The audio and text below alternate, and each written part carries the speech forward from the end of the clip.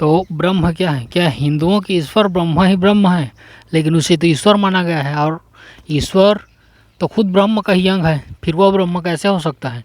फिर ब्रह्म क्या है? उपनिषदों में ब्रह्म अमूर्त, निर्गुण और निर्विशेष है। कहने का अर्थ यह है कि ब्रह्म का कोई गुण, विशेषता या रूप नहीं, अर्थात ब्रह्म कोई वस्तु नहीं जिसे आप अपनी इंद्रियों से महसूस कर लोगे।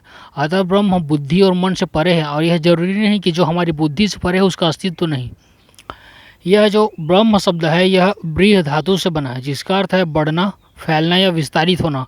अल्बर्ट आइंस्टीन ने भी कहा है कि ब्रह्मांड जो है वह विस्तारित हो रहा है, फैल रहा है।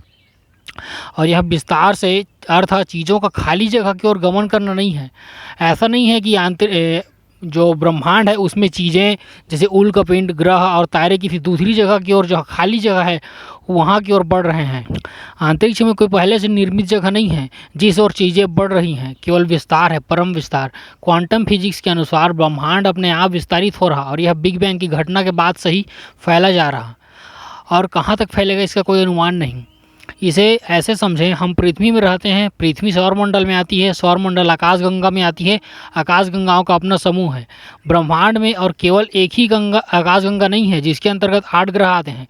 लाखों आकाशगंगाओं के समूह से यह ब्रह्मांड बना है। और क्वांटम फिजिक्स में कोई ऐसा दावा नहीं मिलता जिसमें यह बताया गया हो कि कितने लाख करोड़ आकाशगंगा हैं और जिसका विस्तार कितने किलोमीटर तक है, क्योंकि ब्रह्मांड बिग बैंग घटना के बाद से ही फैला जा रहा, और अभी इसका विस्तार कहाँ तक होगा इसका कोई अनुमान नहीं है। तो ये जो विस्तार है, ये फैलाव है, वही ब्रह्म है, लेकिन ब्रह्मांड ब्रह्म नहीं है। ब्रह्म वह तत्व है जिससे ब्रह्मांड विस्तारित हो रहा है। इसे ऐसा समझे, जब आप सांस लेते हैं तो आपका सीना फैलता है, तो यहाँ आपका सीना ब्रह्म नहीं है, आप जो सांस ले रहे हैं वही ब्रह्म है। लेकिन यह केवल समझने के लिए है, क्योंकि सांस तो ऑक्सीजन है ना, जिसे बड़ी आसानी से निर्मित किया जा सकता है और इसके रासायनिक बंधों को तोड़ा जा सकता है।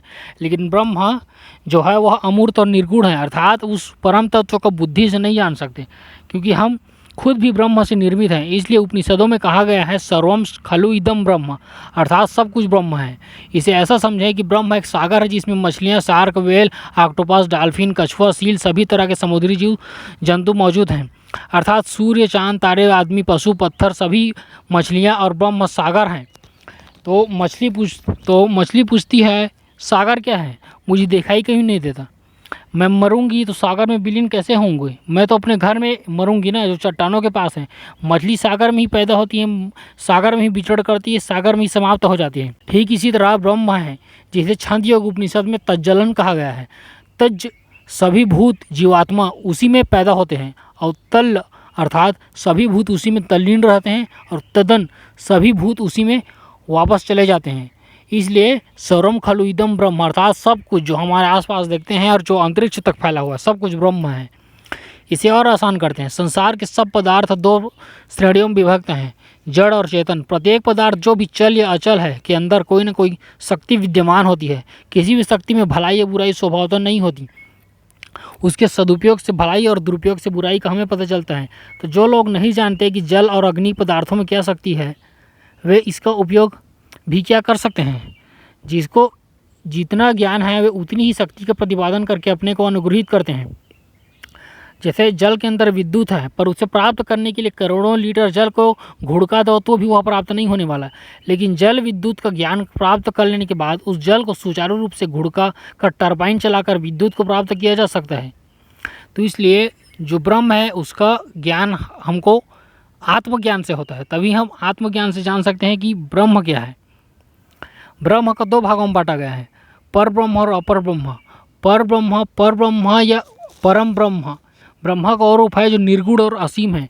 इसको नेति करके इसकी गुणों का खंडन किया गया है, अर्थात हम केवल क्या ब्रह्म नहीं है इसे ही जान सकते हैं, क्योंकि ब्रह्म बुद्धि का विषय नहीं बल्कि बुद्धि स्वयं ब्रह्म का हिस्सा है।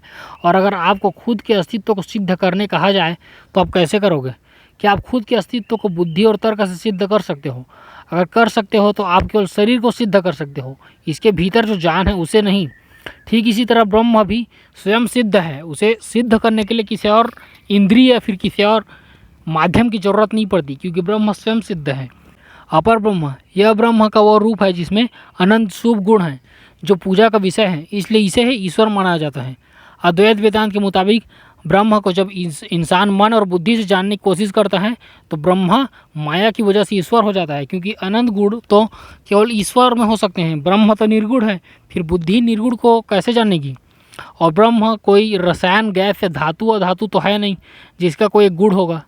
इसलिए जो निर्गुण और निर्विशेष है वह ब्रह्म है, लेकिन जिसमें गुण है वह ईश्वर है।